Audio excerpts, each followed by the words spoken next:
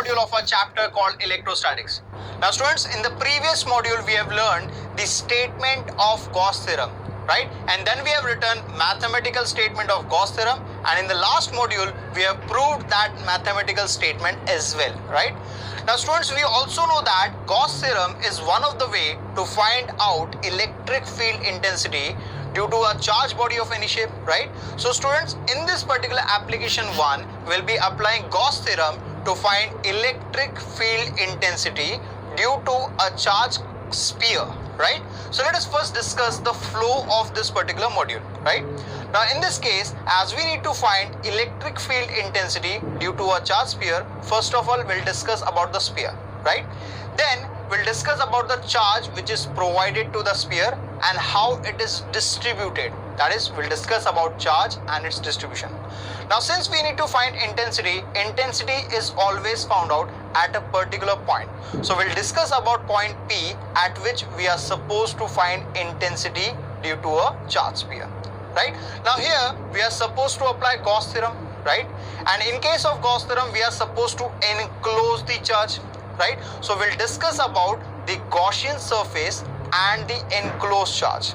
And once we discuss about Gaussian surface and enclosed charge, then we'll find out the value of T and EI, right? And this T and EI can be found out by two ways. First of all, we'll find this T and EI by Gauss theorem, and according to Gauss theorem, T and EI, it is equal to enclosed charge, and this will become my equation number 1.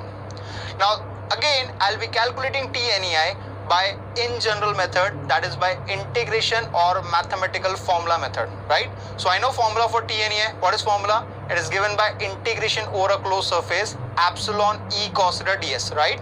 This is the formula. Then after this, we'll discuss about intensity and theta, right?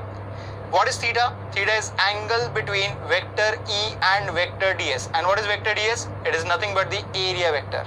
After this, we'll integrate, and after integrating, we'll get the value of T and EI, and this becomes my equation number 2.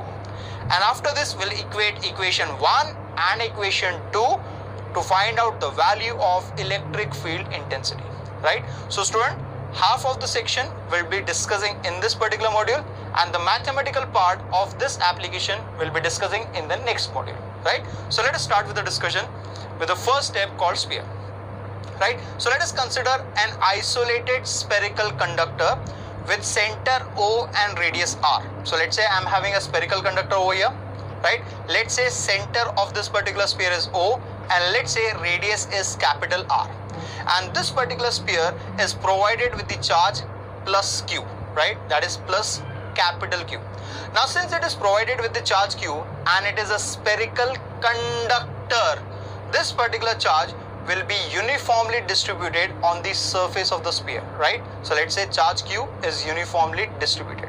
And as charge is uniformly distributed, I can write surface charge density as charge Q upon area A, right? This we have learned in the previous modules, right? So I can write surface charge density sigma, it is equal to charge is Q and area will be 4 pi R square, that is 4 pi capital R square, right? Now let us move further.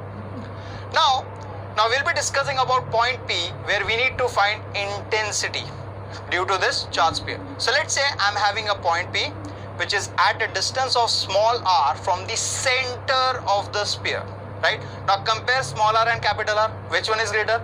I can say small r is greater than capital R.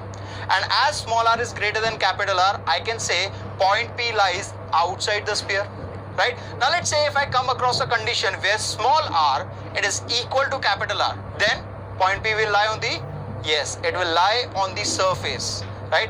And if small r is less than capital R, then I can say point P will lie inside the sphere, right? But in this case, here, point P is lying outside the sphere, right?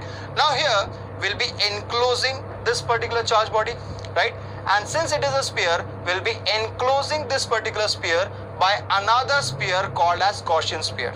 And that Gaussian sphere will be an imaginary sphere in this case, right? So we'll consider an imaginary sphere with center capital O and radius small r, right? So let's say this is our sphere.